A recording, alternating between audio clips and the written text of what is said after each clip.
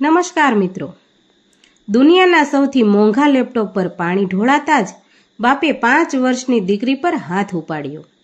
પણ એ માસૂમ દીકરીના એક જ સવાલે કરોડપતિ બાપના પગ તળેથી જમીન ખસકાવી દીધી. પપ્પા, જો તમે મને પ્રેમ કરો છો એટલે મારો છો, તો દાદા આપણને કેટલું પ્રેમ કરતા હશે કે જેમણે તમને ક્યારેય ન છોડ્યા. તો મિત્રો, વાર્તાનું નામ છે માતા પિતાના ચરણોમાં. આજથી 20 વર્ષ પહેલાં જ્યારે રમેશ અને સુમિત્રાના નાના પરિવારમાં રોહનનો જન્મ થયો હતો, ત્યારે આખા એ ઘરમાં ઉત્સવનો માહોલ હતો.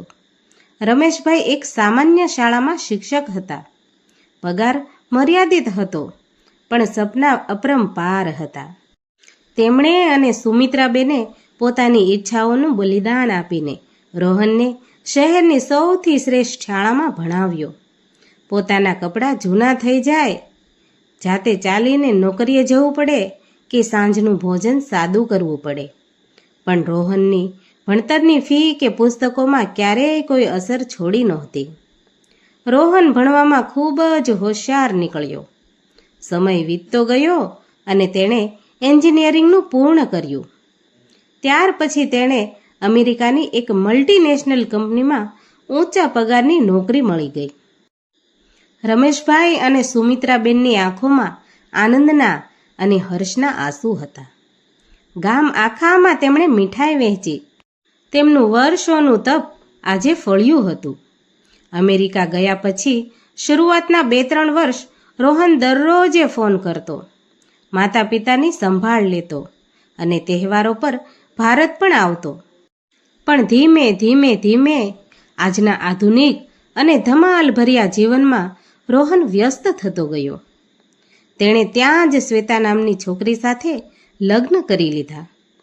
લગ્ન પછી રોહનના ફોન અઠવાડિયે એકવાર અને પછી મહિને એકવાર થઈ ગયા. રમેશભાઈ હવે નિવૃત્ત થઈ ચૂક્યા હતા અને ઉંમરના કારણે તેમનું શરીર સાથ આપતું નહોતું. સુમિત્રાબેનને પણ ગોઠણનો અસહ્ય દુખાવો રહેતો હતો. ઘરની એકલતા તેમને કોરી ખાતી હતી.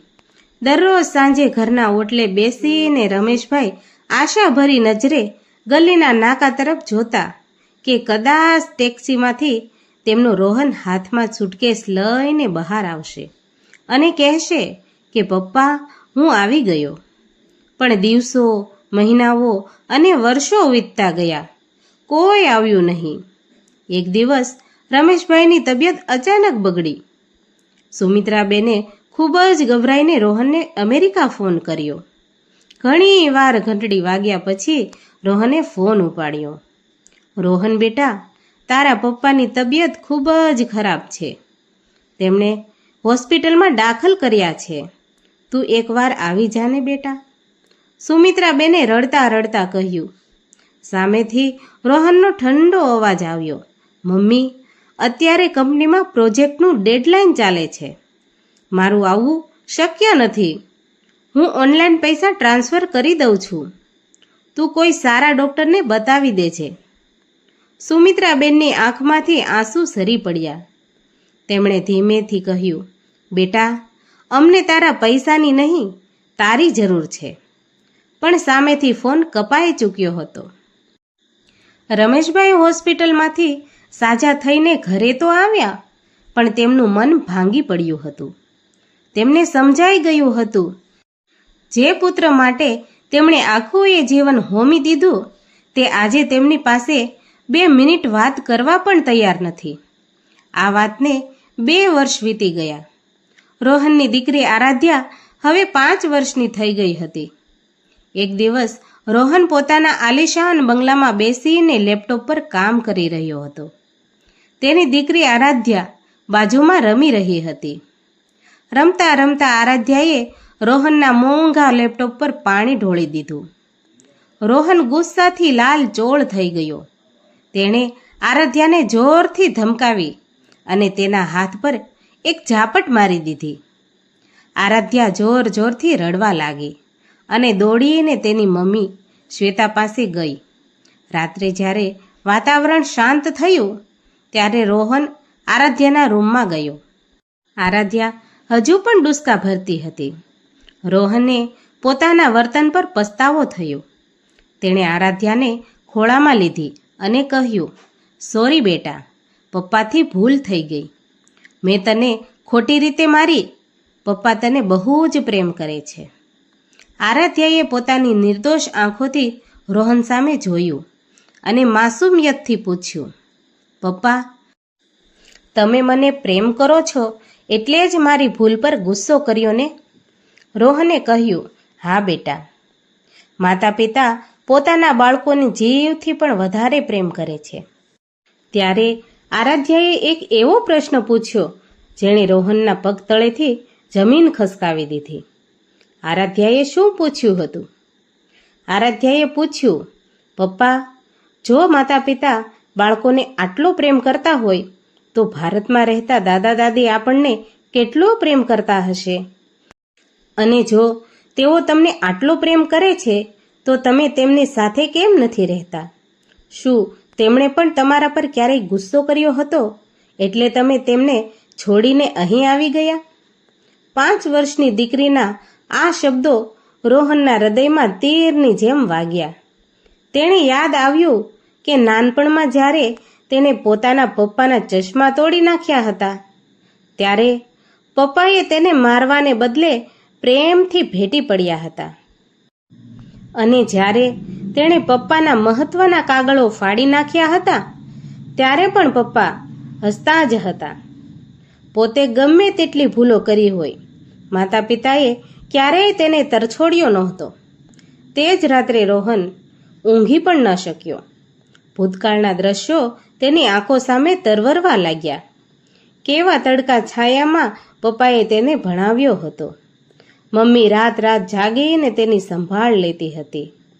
અને આજે પોતે શું કરી રહ્યો હતો? માત્ર પૈસા મોકલીને પોતાની ફરજ પૂરી સમજી રહ્યો હતો. બીજા જ દિવસે સવારે રોહને ઓફિસમાંથી લાંબી રજાઓ લીધી અને શ્વેતા તથા આરાધ્યા સાથે ભારતની ફ્લાઇટ પકડી લીધી. ભારતમાં રમેશભાઈ અને સુમિત્રાબેન હંમેશની જેમ સાંજ સરખી કરી રહ્યા હતા. રમેશભાઈ ખાટલામાં બેઠા બેઠા માળા ફેરવતા હતા. એટલામાં બહાર દરવાજે ગાડી આવીને ઊભી રહી.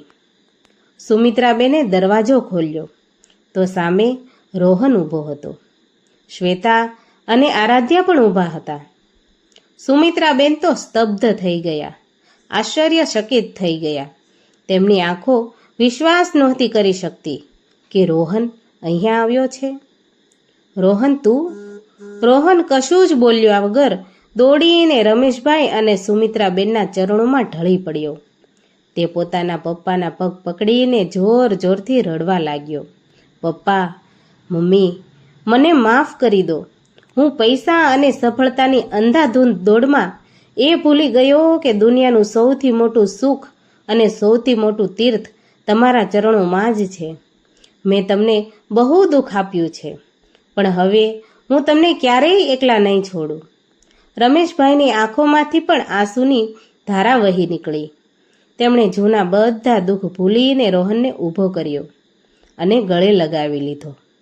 સુમિત્રાબેને આરાધ્યાને તેડી લીધી. આખા ઘરમાં વર્ષો પછી સાચો આનંદ છવાઈ ગયો હતો. ઘરના ખૂણે ખૂણે મા બાપના પ્રેમ અને પુત્રના પસ્તાવાના અશ્રુઓથી એક પવિત્રતા વ્યાપી ગઈ હતી. રોહને આજે સમજાઈ ગયું હતું કે સ્વર્ગ ક્યાંય દૂર નથી. માતા પિતાના ચરણોમાં જ સાચું સ્વર્ગ છે. તો મિત્રો, વાર્તા પસંદ આવી હોય તો લાઈક કરો, શેર કરો અને સબસ્ક્રાઈબ કરો.